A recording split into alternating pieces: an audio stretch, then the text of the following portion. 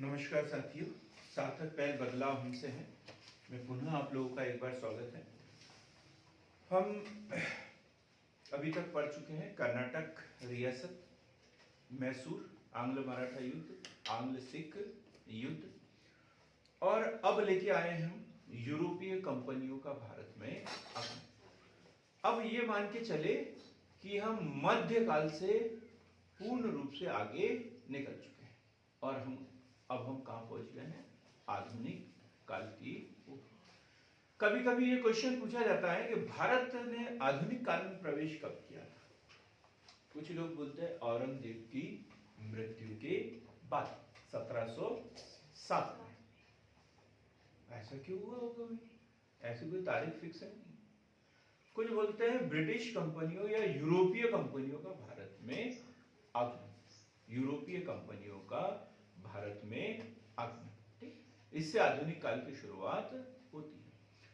तो हम ऐसी कोई डेट या टाइम डिसाइड नहीं कर सकते कि रात में जब सोए थे तब मध्यकाल में थे और सुबह उठकर जागे तो हम आधुनिक काल में पहुंच गए थे। नहीं, आधुनिक काल का मतलब होता है जब हमारे देश में नवीन विचारधारा का उदय शुरू हुआ था, नए लोग हमारे देश में आए, नई नई टेक्नोलॉजी हमारे देश में लाए, नए नए धर्म हमारे देश में आए, नई शिक्षा पद्धति हुई, नए आविष्कार यहाँ पर हुए, तब बोलेंगे कि हमने आधुनिक काल में प्रवेश किया है। तो यही हुआ हमारे देश में। जब यूरोपीय कंपनियां भारत में आई तो अपनी संस्कृति भारत में लेके आए, अपना साहित्य भारत में लेकर आए, अपने रीति रिवाज भारत में लेके आए, नए प्रयोग यहाँ पर उन्होंने किए और धीरे धीरे धीरे धीरे जो भारत की प्राचीन रीति परंपराएं थी उसमें बदलाव आना शुरू हुआ। तो फिर क्या बोला हमने? अब हम आधुनिक काल में प्रवेश कर। तो ऐसा कोई एक डेट निश्चित नहीं है कि इस समय हमने आधुनिक काल में प्रवेश कर लिया। तो हम मानते हैं कि जब यूरोपीय कंपनियों का भारत में आगमन शुरू हुआ तब से धीरे धीरे भारत ने आधुनिक युग में प्रवेश करना शुरू कर दिया था। हम बात करेंगे 1492 की। क्या हुआ है 1492? नाम है इसका कोलंबस। कोलंबस नाम क्या है? कोलंबस। और क्या किया इसने? अमेरिका की खोज। 1492 अमेरिका की खोज, अमेरिका की खोज है, उत्तर अमेरिका की खोज, उत्तरी अमेरिका की खोज। कहां का था कोलंबस? स्पेन। कहां का रहने वाला था? स्पेन का रहने वाला था। और वो जो है अपने एक अभियान पर निकला और वो कहां पहुंच गया? अमेरिका पहुंच गया, अमेरिका पहुंच गया। तो जब एक तरफ गया तो अमेरिका गया, तो भी और भी तो है। तो धीरे धीरे धीरे जो है उनकी खोजी प्रवृत्ति ने जो है इन्हें विश्व के नए नए स्थानों की खोज करने के लिए प्रेरित किया। तो 1492 कोलंबस, अमेरिका की खोज। एक व्यक्ति का नाम है प्रिंस हेनरी। क्या नाम है? Prince Henry. इसे क्या बोला जाता है? The navigator. क्या बोला जाता है? The navigator, the navigator. ये पुर्तगाल के थे, प्रिंस हेनरी द नेविगेटर पुर्तगाल के थे। और इनकी स्पर्धा थी, प्रतिस्पर्धा थी किससे? स्पेन से। कि स्पेन जब इतना आगे बढ़ रहा है तो पुर्तगाल पीछे क्यों रहे? तो उसने भी ढेर सारे अभियान चलाने की सुविधाएं थी। प्रिंस द नेविगेटर ने स्पर्धाएं चलाने के लिए सुविधाएं थी और बोला कि आप भी जो है विदेशी अभियान पर निकलो, खोज करो कहां पर क्या क्या है। तो ये नाम भी याद रखना है, प्रिंस हेनरी द नेविगेटर।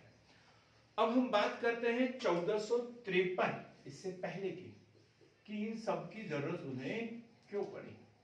तो 1453 किसी को पता है कि क्या हुआ था? 1453 हिस्ट्री से पीजी कौन कर रहे हैं?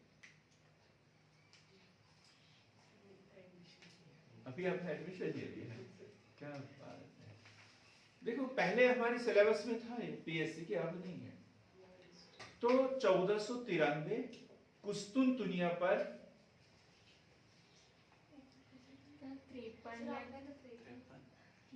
हाँ 53 1453, मैंने 93 बोल दिया, 93 बोल दिया। हाँ 1453 की बात करें, 1453 कुस्तुनतुनिया पर टर्की के उस्मानिया वंश का अधिकार। टर्की की कुस्तुनतुनिया पर उस्मानिया वंश का अधिकार। टर्की तुर्की एक ही बात। हाँ कुस्तुनतुनिया पर टर्की के उस्मानिया वंश का अधिकार। अब क्या है, तुर्की जिसे यूरोप का मरीच कहते हैं, क्या कहते हैं, यूरोप का मरीच। कभी कभी इसे बारूद का पीपा भी कहा गया है, बारूद का पीपा, बारूद का ढेर भी इसे कहा गया। तो ये क्या हुआ, ये एकदम बाउंड्री पर मध्य एशिया और यूरोप के बीच में, मध्य एशिया और यूरोप के बीच में। तो जब मध्य एशिया के लोग जो वहां पर पहुंचे, मध्य एशिया के लोग वहां पर पहुंचे, तो देखो ये ढेर सारा साहित्य और ये लेकर वहां पर पहुंचे, और यूरोप को जो है नई नई बातें सीखने का यहाँ पर अवसर मिला। तो इसे बोलते हैं पुनर्जागरण। यूरोप में क्या हो गया, पुनर्जागरण हो गया, नई नई बातें उनको सीखने को मिली, यूरोप का पुनर्जागरण। ये घटना कब, 1453 कुस्तुनतुनिया पर टर्की के उस्मानिया वंश का अधिकार। अब हम बात करेंगे 1487 1487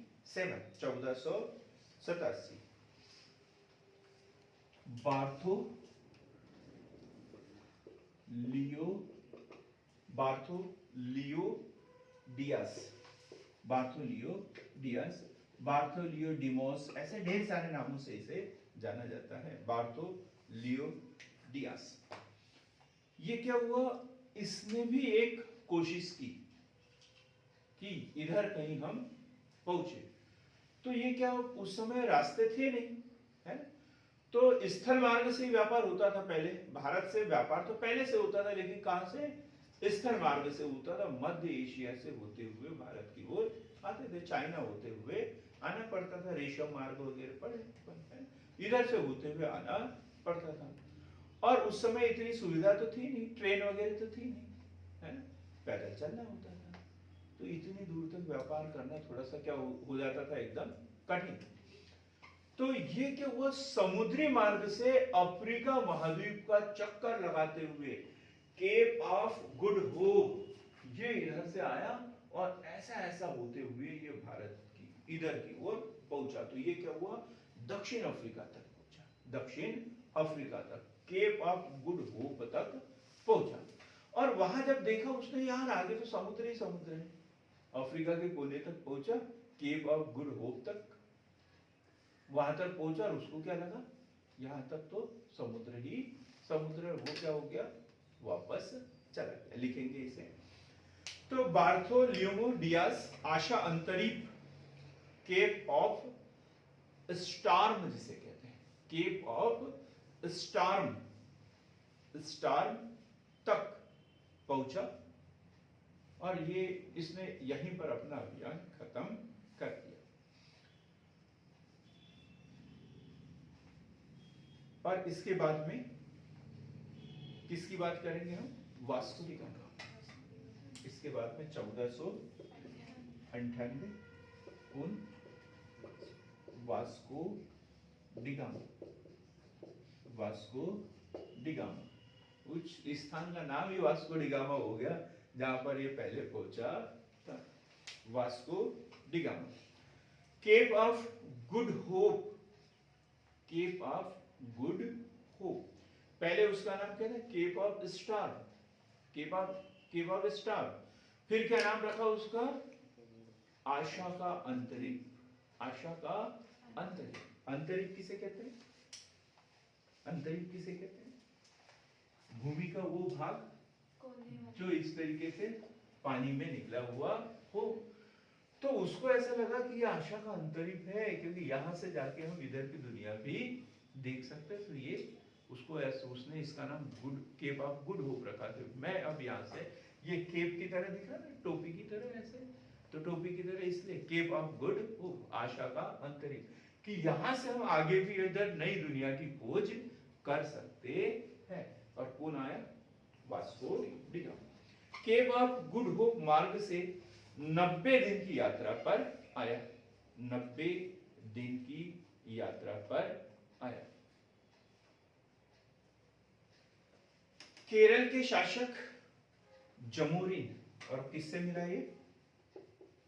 केरल के शासक जमोरिन, जमोरिन द्वारा उसका स्वागत किया। क्यों किया भी इसका स्वागत? उसको पहले क्या अरब लोग आते थे वहां व्यापार करने के लिए, और वो वहां पर लूट मार ये वो करते रहते थे, बड़ा कब्जा था उनका, गुंडा एक्ट जैसे कार्यवाही करते थे वो लोग, एकदम अड़ीबाजी करते रहते थे, और ये राजा कुछ कर नहीं पाते थे। तो इनको ऐसा लगा कि दूसरा कोई आया है तो शायद कुछ सुधार हो जाए, नए लोग आए तो कुछ परिवर्तन हो जाए। तो इन्होंने क्या किया? केरल के शासक जमोरिन द्वारा स्वागत किया गया। वही अरबों के द्वारा पुर्तगालियों का विरोध किया गया। अरबों के द्वारा पुर्तगालियों का विरोध, अरबों के द्वारा पुर्तगालियों का विरोध, पुर्तगालियों का विरोध, पुर्तगालियों का विरोध, क्योंकि यह कंपटीशन हो रहा है। उसको ऐसा लग रहा है कि भाई ये अब यहाँ के व्यापार पर कब्जा कर लेंगे, और अभी उनका एकाधिकार था, जितने चाहे उतना लाभ कमा सकते थे। अब ऐसा लगता था कि पता नहीं अब बंटवारा हो जाए, लाभ हमारा कम हो जाए, ये भी हो सकता था।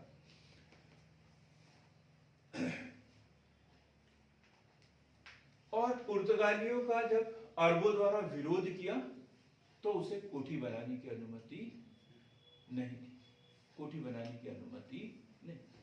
वास्को डी गामा को कोठी बनाने की अनुमति नहीं मिली।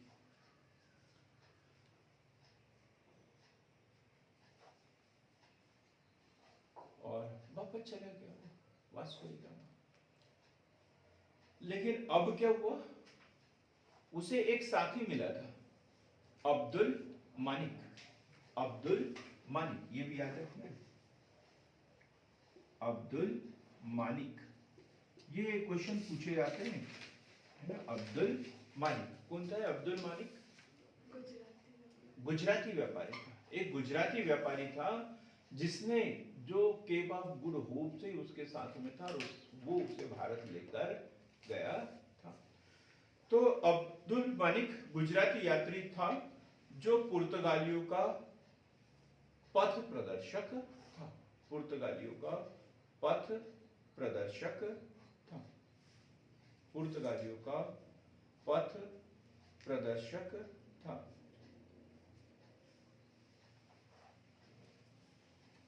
अब वास्को डी गामा जब आया भारत में, मैंने पहले भी समझा दिया, अंग्रेज या यूरोपीय लोग जब भी आते थे तो पहले एक दल आता था, वो काय के लिए आता था? देखने के लिए आता था, स्थितियों का जायजा करने के लिए आता था कि भाई इनकी कमजोरियां क्या है, इनकी शक्तियां क्या है, यहाँ आने पर बाधाएं कौन कौन सी होगी और हमारे अवसर यहाँ पर कौन कौन से हैं। अवसर होंगे तो मेहनत करने से फायदा, अवसर नहीं है तो कोई फायदा नहीं। तो उसने जायजा लिया, बड़ा जाके बताया वहां पे कि वहां तो अरब लोग हैं लेकिन उनके पास हथियार नहीं है, उनके पास में हथियार नहीं है, मोटे ताजे हैं, 2-2 मीटर लंबा पेट निकला है उनका, लेकिन हथियार उनके पास में नहीं है। ये बात उन्होंने बताई कि उनके पास में हथियार नहीं है, ये बात उनके द्वारा बताई गई। तो अगला जो हुआ है वो 1500 ईस्वी में, दूसरा जो अभियान हुआ है वो 1500 ईस्वी में, और किसके नेतृत्व में? Pedro Alvarez. पेड्रो अल्वारेज किसके नेतृत्व में? पेड्रो अल्वारेज के नेतृत्व में। और साथ में क्या लेके आए ये? नौसेना। साथ में क्या लेके आए ये? नौसेना। नौसेना लेकर आए 13 जहाजों के बेड़े के साथ। 13 जहाजी बेड़ों के साथ में पेड्रो अल्वारेज यहाँ पर आए। और फिर जो अगला जो अभियान था वो था 1502। 1502 कौन था इसमें? Vasco da gamma. Vasco da gamma Bharat में कितनी बार आया है? 3 बार आया है। तीसरी बार भी पढ़ेंगे, उसकी हत्या हुई है भारत में, वो भी पढ़ेंगे। Vasco da gamma. Vasco da gamma. अब ये कुछ मतलब अभी ये सरकार की ओर से नहीं है, ये इनके स्वतंत्र प्रयास हैं। ये व्यापारी हैं, अब भारत के व्यापार पर कब्जा करने के लिए भारत में आए हैं। सिर्फ इनका उद्देश्य व्यापार करना है, कोई राजनीतिक शक्ति प्राप्त करना इनका उद्देश्य नहीं। क्लियर होगी ना ये बात? तो पहले सबसे पहले कौन? Bartolomeu Dias Cape of Corn तक आए। Cape of Horn, Horn, Cape of Horn तक आया। और फिर 1498 Vasco da Gama. Cape of Storm बताया, केप ऑफ हॉर्न भी उसे बोलते हैं। हम देखेंगे ये जो इस तरीके की आकृति जो होती है उसे हॉर्न भी कहते हैं, हॉर्न ऑफ अफ्रीका हम पढ़ेंगे। तो वो ऐसी आकृति है, तो मैंने अलग अलग नाम बता दिए, कोई कंफ्यूज नहीं होना उसमें। 1498 वास्को डी गामा आया। ये क्वेश्चन बार बार पूछा जाता है, प्रथम यूरोपीय जो भारत में समुद्री मार्ग से पहुंचा। ये देखना नहीं, समुद्री मार्ग नहीं है तो फिर तो ढेर आए हैं, अब्दुल रज्जाक और क्या क्या ये लोग विजयनगर साम्राज्य के समय में ही आ गए थे, है ना, इससे पहले ही आ गए थे। तो हम 1498 वास्को डी गामा समुद्री मार्ग से भारत में आने वाला पहला यूरोपीय व्यक्ति। और कहां पहुंचा था? केरल के कालीकट पर पहुंचा था। कालीकट नामक बंदरगाह पर पहुंचा और वहां पर केरल के शासक जमोरिन द्वारा उसका स्वागत किया गया, लेकिन अरब व्यापारियों द्वारा उनका विरोध किया गया। इस कारण उन्हें कोठी बनाने की अनुमति नहीं मिली। उस समय जो इनका पथ प्रदर्शक जो है एक गुजराती व्यापारी था, अब्दुल मालिक, जो कि स्वयं भी एक व्यापारी ही था। फिर 1500 ईस्वी में पेड्रो अल्वारेज आया और वो अपने साथ में 13 जहाजी बेड़ों के साथ में आया और उसके साथ में नौसेना भी थी। उसके बाद 1502 वास्को डी गामा, जो इसे व्यापारिक कोठी बनाने की अनुमति मिली। वास्को डी गामा व्यापारिक कोठी बनाने की अनुमति मिली, और वो भी कहां पर? कोचीन में। कहां पर मिली? कोचीन में। ये क्वेश्चन अक्सर पूछे जाते हैं, फ्रांसीसियों को कहां मिली, अंग्रेजों को कहां मिली, डचों को कहां मिली, इसको कहां मिली? कोचीन। प्रथम कोठी कहां मिली? कोचीन में। और 1524 में जो है कोचीन में ही इसकी मृत्यु, उसे हम बाद में देखेंगे, अभी मत लिखो, यहीं तक वास्को डी गामा 1502। अब हम लिखते हैं उद्देश्य। क्वेश्चन बनता है पुर्तगालियों के भारत में आने के क्या उद्देश्य थे? क्या उद्देश्य थे? सबको पता होगा क्या है? व्यापार करना और धन कमाना। पहला उद्देश्य क्या है? व्यापार करना व धन कमाना। व्यापार करना व धन कमाना। व्यापार करना व धन कमाना। पहला उद्देश्य क्या था? व्यापार करना व धन कमाना। दूसरा उद्देश्य क्या था?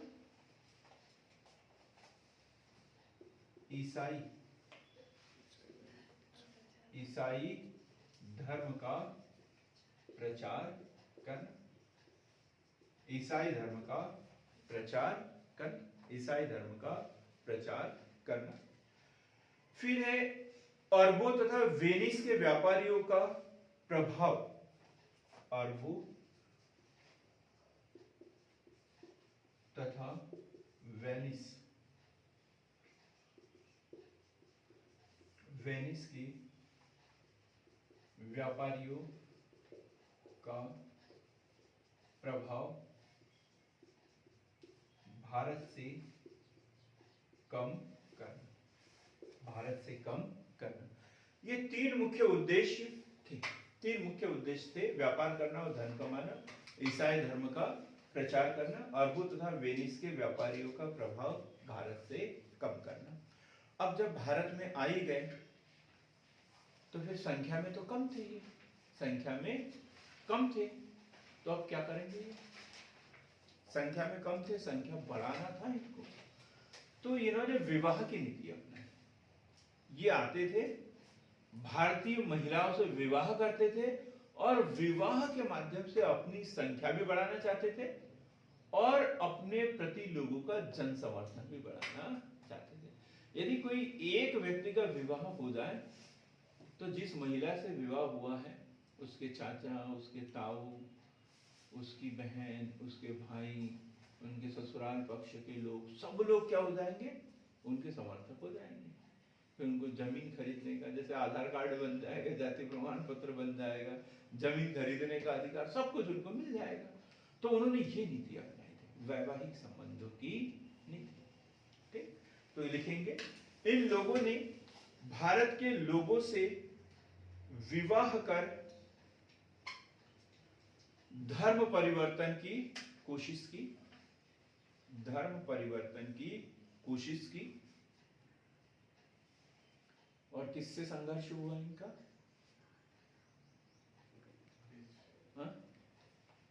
शाहजहां से संघर्ष हुआ। शाहजहां से हुआ था ना, पुर्तगालियों से संघर्ष। शाहजहां से इनका संघर्ष हुआ।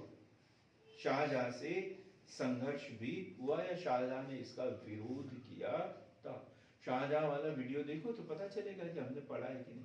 पुर्तगालियों से इसका विरोध हुआ था। इन्हें सागर का स्वामी भी कहा जाता है। सागर का स्वामी क्या कहा जाता है पुर्तगालियों को? सागर का स्वामी। अब ये तो यही सोचते थे कि मैं जिस रास्ते से आया हूं, जिस रास्ते की हमने खोज की है, उसके ऊपर हमारा अधिकार है। उधर से कोई जहाज गुजरता भी था तो उन्हें टैक्स देना पड़ता था, आगे बढ़ने पास जारी करते थे, वो देना पड़ता था। जो नहीं देता था तो उसको यही लोग लूट लेते थे। तो इसलिए इन्हें क्या कहते थे? सागर का स्वामी कहा गया। किसको? पुर्तगालियों को। अब देखेंगे इनका विजय अभियान कैसे इन्होंने धीरे धीरे अपनी शक्तियां फैलाई। तो सबसे पहला दुर्ग इन्होंने कहां पे मिली थी इन्हें अनुमति? कोच्चि। और वो भी कब? 1502 में दोबारा आया था वास्को डी गामा। ठीक, फिर उन्हें अनुमति मिली थी। तो पहला पुर्तगाली दुर्ग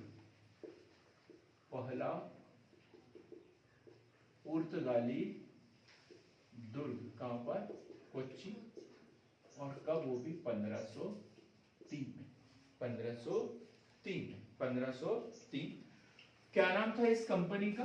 अब कंपनी भी बन गई है और कंपनी का नाम था पुर्तगाली कंपनी, पुर्तगाली ईस्ट कंपनी।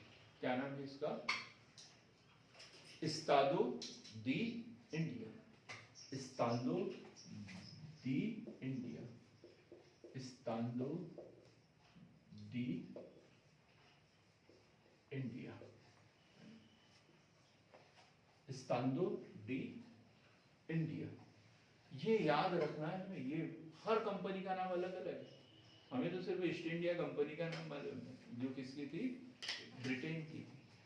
तो वैसे तो सभी की सभी कंपनियां ईस्ट इंडिया कंपनी ही थी, मतलब पूर्व के लिए व्यापार करने वाली कंपनी। लेकिन इसका नाम क्या, एस्तांदो डी इंडिया, इस नाम से कंपनी बनी। प्रथम पुर्तगाली वायसराय, प्रथम पुर्तगाली वायसराय, इसमें तो कंफ्यूज हो जाते हैं। प्रथम पुर्तगाली वायसराय, या तो हम वास्को डी गामा के पास पहुंच जाते हैं या फिर अल्मीड़ा के पास। कहां पर, अल्मीड़ा के पास।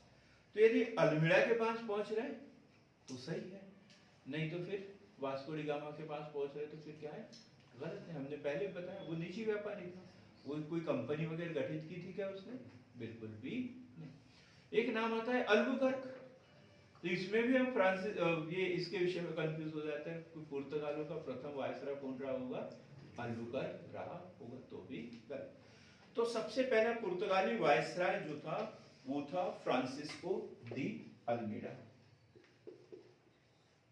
फ्रांसिस्को दी अल्मीड़ा, और ये 1505 में उसे नियुक्त किया है। 1505 से 1509, 1505 से 1509 तक फ्रांसिस्को दी अल्मीड़ा प्रथम पुर्तगाली वायसराय, प्रथम पुर्तगाली वायसराय फ्रांसिस्को दी अल्मीड़ा।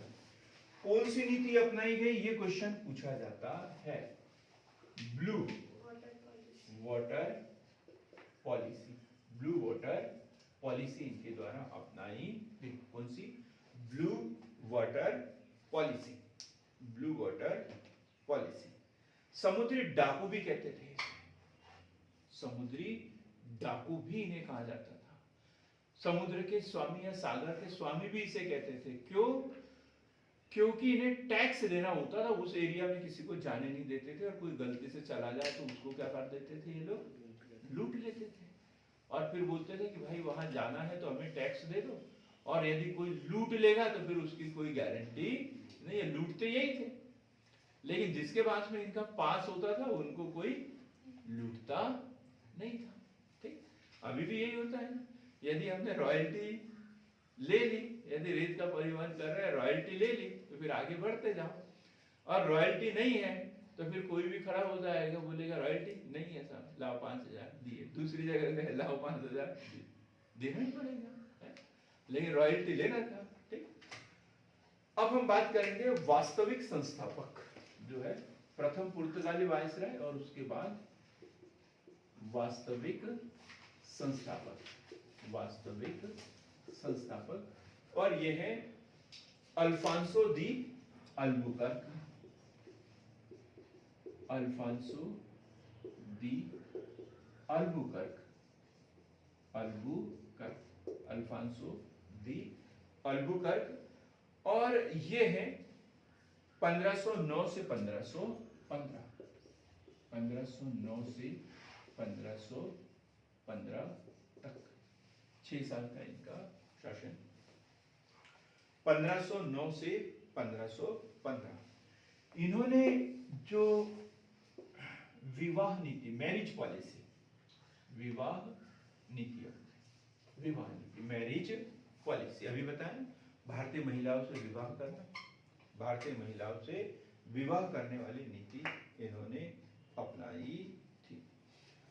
1510 में इन्होंने गोवा पर अधिकार किया, 1510 में गोवा पर अधिकार, गोवा पर अधिकार किससे किया था, ये क्वेश्चन भी पूछा जाता है, किससे गोवा छीना था इन्होंने, किससे गोवा छीना। देखो, पुर्तगाली सबसे पहले भारत में आए 1510 में गोवा में, है ना, सबसे पहले भारत में आए पुर्तगाली, और सबके बाद में भारत से कोई गया है तो वो है पुर्तगाली। सबसे पहले आए भी और सबके बाद में गए भी पुर्तगाली। तो गोवा पर अधिकार कब किया इन्होंने, 1510 में। अभी तक व्यापारी थे, लेकिन अब क्या हो गया, इनकी साम्राज्यवादी अधिकार उन्होंने किया 1510 में, गोवा पर अधिकार किया, और वो है बीजापुर के, गुड, बीजापुर के यूसुफ आदिल शाह, आदिल शाह से इन्होंने गोवा छीन लिया, इनसे गोवा छीन लिया। यूसुफ आदिल शाह से इन्होंने गोवा छीन लिया। 1511 मलक्का पर अधिकार, मलक्का पर अधिकार, 1511 मलक्का पर अधिकार। तो ये दो तीन बातें जो है हम फ्रांसिस्को दी अल्बुकर्क के बारे में पढ़ेंगे। ये जो पुर्तगाली आए थे उसकी शक्ति का वास्तविक संस्थापक इसे माना जाता है। इसने विवाह की नीति अपनाई थी। इसने बीजापुर के शासक यूसुफ आदिल शाह से गोवा छीना और 1511 में मलक्का पर अधिकार कर लिया था। एक नीति और इन्होंने अपनाई थी, कार्टेज। कार्टेज कौन सी?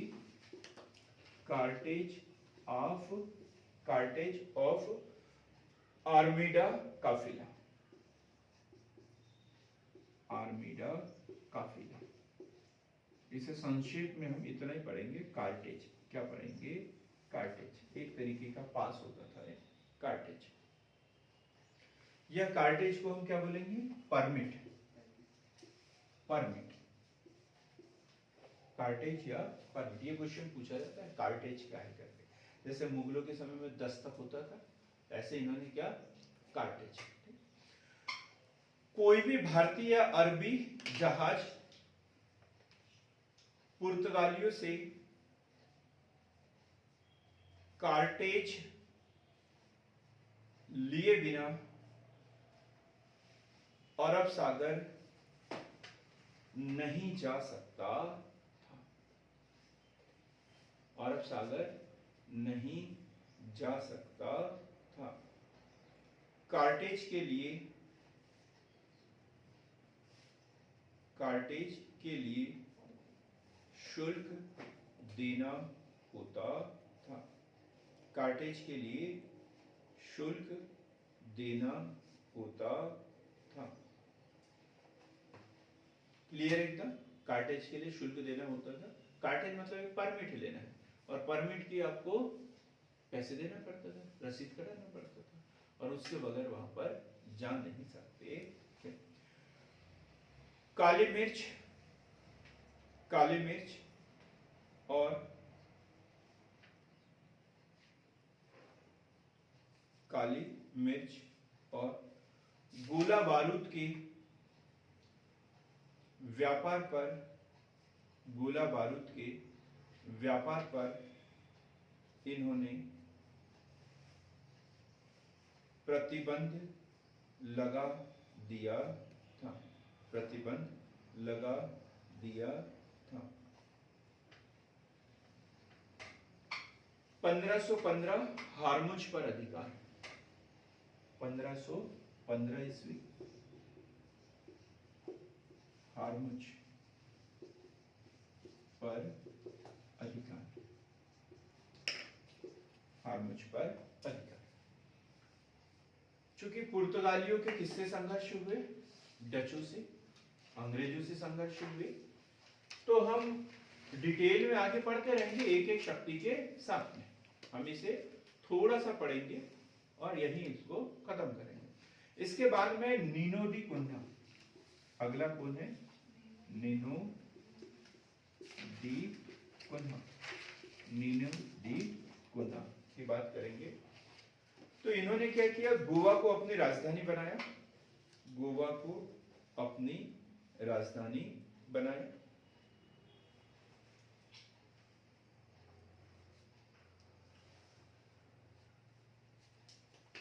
अब हम किसी वायसराय की बात नहीं करेंगे, वो घटनाएं देखेंगे जो पुर्तगालियों के समय में हुई है, क्योंकि जो घटना हुई है वो जिस कंपनी के समय में हुई है उसके समय में हम डिटेल में पढ़ेंगे। तो इन्होंने क्या किया? 1535 दीव पर अधिकार, 1535 दीव पर अधिकार, और 1559 दमन पर अधिकार। पुर्तगालियों की बात कर रहे हैं, किसी वायसराय की बात नहीं कर रहे। पुर्तगालियों ने कब? 1535 में दीव पर अधिकार किया, 1559 में दमन पर अधिकार किया। 1661 की एक महत्वपूर्ण घटना और है, 1661, ये क्वेश्चन इंपॉर्टेंट है। 1661 बताइए प्रिया, नहीं पता? हाँ, कंफ्यूजन ही कंफ्यूजन है। मतलब कोई दहेज में दे दिया इन्होंने, तो मतलब बम्बई प्रांत दहेज में दे दिया है ना। तो ये क्वेश्चन इंपॉर्टेंट हो सकता है क्योंकि ये ब्रिटेन की महारानी से संबंधित है और वो घटना अभी हाईलाइट है, तो ये क्वेश्चन इंपॉर्टेंट हो सकता है, लिखेंगे।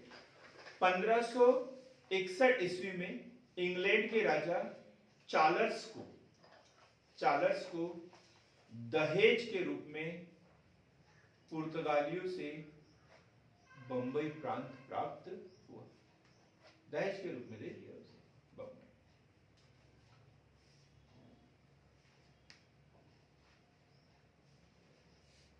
अब हमने ये भी देखा कि जो पुर्तगाली है सबसे पहले भारत में आए थे कब, 1498 में, ठीक। और सबसे बाद में गए कब, 1961 में। 1961 में पुर्तगाली जो है भारत से गए। अब वैसे तो उन्होंने क्या किया, 1661 में ही जो है वो सब इधर का लेन देन करके उनका इंडोनेशिया तरफ ध्यान चला गया था, मसालों के व्यापार में इंडोनेशिया उनका दूसरा स्थान था, तो उधर उन्होंने ध्यान दे दिया। तो इधर उनका क्या हुआ, धीरे धीरे उनका जो रुचि थी वो कम होते चली गई, और किसको दे दिया उन्होंने, अंग्रेजों को दे दिया, और यहाँ से चले गए। तो 1961 को सबसे बाद में यहां से गए हैं। 31 दिसंबर 1961, 31 दिसंबर 1961 को जाने के अवसर पर 31 दिसंबर को क्या मनाते हैं, गोवा मुक्ति दिवस। गोवा मुक्ति दिवस कब, 31 दिसंबर को प्रतिवर्ष मनाते हैं गोवा मुक्ति दिवस 31 दिसंबर को। अब हम देखेंगे पतन के कारण क्या थे इनके, क्यों इतने जल्दी चले गए यहां से, पतन के कारण। हाँ, 19 दिसंबर को भी गोवा मुक्ति दिवस मनाते हैं ना। 19 दिसंबर मेरे पास 31 दिसंबर लिखा हुआ है, ठीक है, देख लेंगे इसे हम। पतन के कारण, पतन के कारण भारतीय जनता के प्रति, पतन के कारण में भारतीय जनता के प्रति धार्मिक असहिष्णुता की कमी, धार्मिक सहिष्णुता की कमी, धार्मिक सहिष्णुता की कमी मतलब असहिष्णुता थी इनके, भारतीयों के प्रति इनके मन में कोई दया माया ये नहीं था। इनका उद्देश्य क्या था, ईसाई धर्म का प्रचार करना, ईसाई धर्म का प्रचार करना। दूसरा, गुप्त रूप से व्यापार, डकैती और लूटमार की नीति बनाई। क्या, गुप्त रूप से व्यापार, डकैती व लूटमार की नीति अपनाई। समुद्री लुटेरे तो इन्हें कहते ही थे। गुप्त रूप से व्यापार, डकैती, लूटमार की नीति इनके द्वारा अपनाई गई। नए उपनिवेश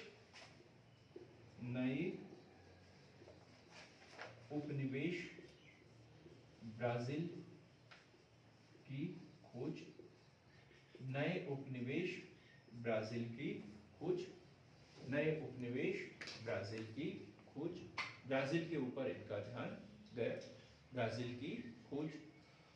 अन्य यूरोपीय कंपनियों से प्रतिस्पर्धा, अन्य यूरोपीय कंपनियों से प्रतिस्पर्धा, अन्य यूरोपीय कंपनियों से प्रतिस्पर्धा देखा हमने। अन्य यूरोपीय कंपनियां, क्योंकि अब अंग्रेज भी आ चुके थे, डच भी आ गए थे, फ्रांसीसी भी आ गए थे, और इनसे प्रतिस्पर्धा करना इनके लिए संभव नहीं था।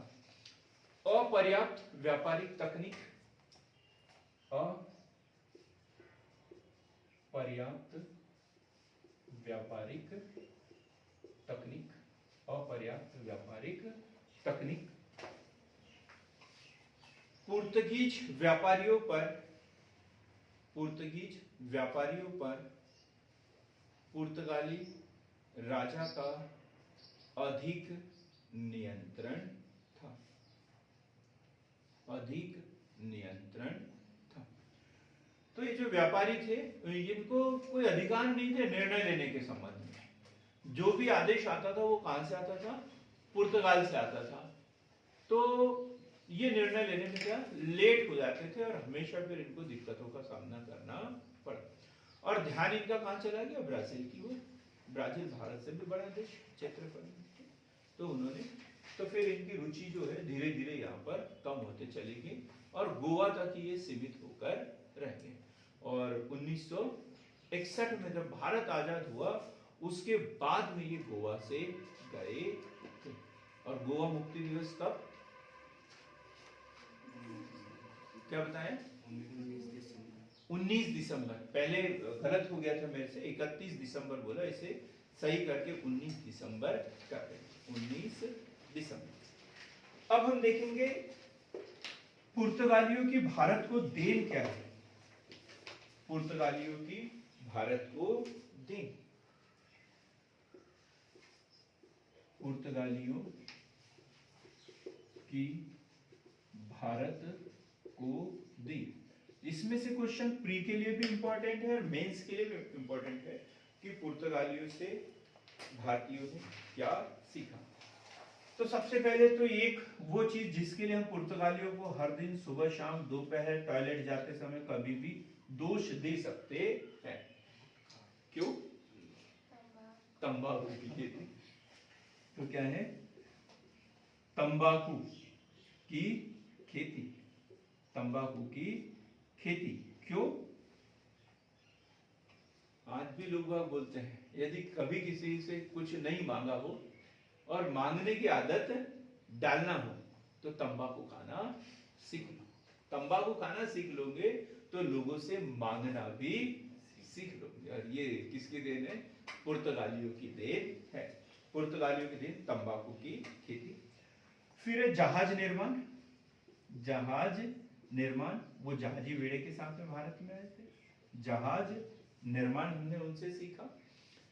साथ ही इनके इससे printing press, printing press, Bharat में सबसे पहला प्रिंटिंग प्रेस जो है पुर्तगालियों द्वारा कब?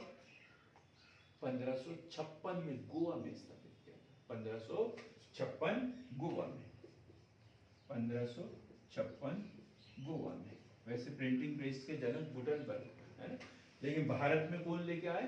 पुर्तगाली। 1556 में गोवा में इनके द्वारा खोला गया। गोथिक स्थापत्य कला का आगमन, गोथिक स्थापत्य कला का आगमन, गोथिक स्थापत्य कला का आगमन। चर्च, चर्च कौन सा चर्च बनाया था इन्होंने? हमिक टेंगल, हमिक टेंगल। ये जो चर्च है वो उन्हीं के द्वारा गोवा में बनाया गया था। हमिक टेंगल चर्च। तो देखो इस तरीके से इन्होंने क्या, तंबाकू खेती, जहाज निर्माण, प्रिंटिंग प्रेस, गोथिक स्थापत्य कला, चर्च बनाना, ये सब हमने कहां से सीखा? पुर्तगालियों से ही सीखा था। तो ये वीडियो में हमने देखा कि पुर्तगाली भारत में क्यों आए। शुरुआत कब से हुई? तो शुरुआत 1492 की बात करते हैं, जब कोलंबस ने उत्तरी अमेरिका की खोज की। और उसी समय पुर्तगाल के हेनरी ने, जो नेविगेटर के नाम से जाना जाता था, उन्होंने स्पेन से प्रतिस्पर्धा करते हुए अपने विभिन्न दल जो है विश्व अभियान पर भेजे। और जो है भारत के लिए कौन सबसे पहले, भारत के लिए नहीं, cape of good hope Bartholomew Dias ये आया। उसके बाद में 90 दिन के अभियान पर वास्को डी गामा 1498 में केरल के कालीकट तट पर पहुंचा। वहां पर जमोरिन ने उसका स्वागत किया और अरब व्यापारियों द्वारा उसका विरोध किया गया, इसलिए उसे अनुमति नहीं मिली। फिर उसने जाके समझाया कि यहाँ पर तो सेना बिल्कुल भी नहीं है, विरोध तो होता है लेकिन सेना नहीं है। तो अगली बार जो आए तो वो जो है अपनी नौसेना के साथ में आए, 13 जो है जहाजी बेड़े लेके आए, नौसेना भी लेकर आए। फिर वास्को डी गामा दोबारा आया 1502 में। फिर इन्हें 1503 में वहां कोच्चि में कोठी बनाने की अनुमति मिली। प्रथम जो वायसराय हमने इनका पढ़ा, प्रथम वायसराय फ्रांसिस्को दी अल्मेडा 1505 से 1509। इनकी कंपनी का नाम भी पढ़ा हमने, इस्तांबुल दी इंडिया। इन्होंने ब्लू वाटर पॉलिसी अपनाई थी। फिर वास्तविक संस्थापक अल्फांसो दी अल्बुकर्क जो 1509 से 1515 तक रहे। इन्होंने विवाह नीति अपनाई। साथ ही 1510 में गोवा पर अधिकार किया और बीजापुर के आदिल शाह, यूसुफ आदिल शाह से गोवा प्राप्त किया। 1511 में मक्का पर अधिकार किया, 1515 पर हारमुज पर अधिकार किया। और इस तरीके से इसने एक कार्टेज ऑफ आर्मीडा काफिला परमिट की नीति अपनाई। जब भी अरब सागर में प्रवेश करना होता था तो इन्हें परमिट लेना होता था, कार्टेज देना होता था और उसके लिए शुल्क देना होता था। इसके बाद में हमने देखा कि इनके द्वारा जो है 1535 में दीव पर अधिकार किया और 1559 में जो है दमन पर अधिकार किया गया। 1661 में जो इनकी राजकुमारी थी कैथरीन ब्रिगेंजा, इसका विवाह जो ब्रिटेन के राजकुमार जो चार्ल्स से हुआ था, तो उनको विवाह में इन्होंने बंबई प्रांत दे दिया, दहेज में जो है बंबई प्रांत दे दिया 1661 में। और इनके लिए एक नया जो है ब्राजील जो है एक नया उपनिवेश इन्हें पता चल गया, तो धीरे धीरे इनकी जो रुचि है भारत के ऊपर कम हो गई और ब्राजील के ऊपर उन्होंने ज्यादा ध्यान दिया। इन्होंने इनके पतन के कारणों में भी देखा हमने भारतीय जनता के प्रति इनकी धार्मिक असहिष्णुता की नीति, सहिष्णुता नहीं थी, असहिष्णुता की नीति अपनाई थी। गुप्त रूप से व्यापार, डकैती, लूटमार आदि की नीति इनके द्वारा अपनाई गई। नए उपनिवेश ब्राजील की खोज हो गई। अन्य यूरोपीय कंपनियां जैसे डच है, फ्रांसीसी है, अंग्रेज है, इनसे प्रतिस्पर्धा और ये प्रतिस्पर्धा नहीं कर पाए, इनके पास में पर्याप्त तकनीक नहीं थी। और पुर्तगाली कंपनी के ऊपर जो है इन अधिकारियों के ऊपर वहां का जो शासक होता था उसका बड़ा नियंत्रण होता था। पुर्तगालियों से हमने तंबाकू की खेती करना सीखा, जहाज निर्माण सीखा, गोथिक स्थापत्य कला की बात की हमने, प्रिंटिंग प्रेस की जो बात है 1556 में जो गोवा में स्थापित किया था। अगला जो वीडियो होगा वो हमारा डच कंपनियों से संबंधित होगा, डच और अंग्रेज की ये भारत में कैसे आए, कैसे उन्होंने स्थापना की। तो बिल्कुल देखिए, हमारे साथ बने रहिए। बहुत बहुत धन्यवाद आप लोगों का।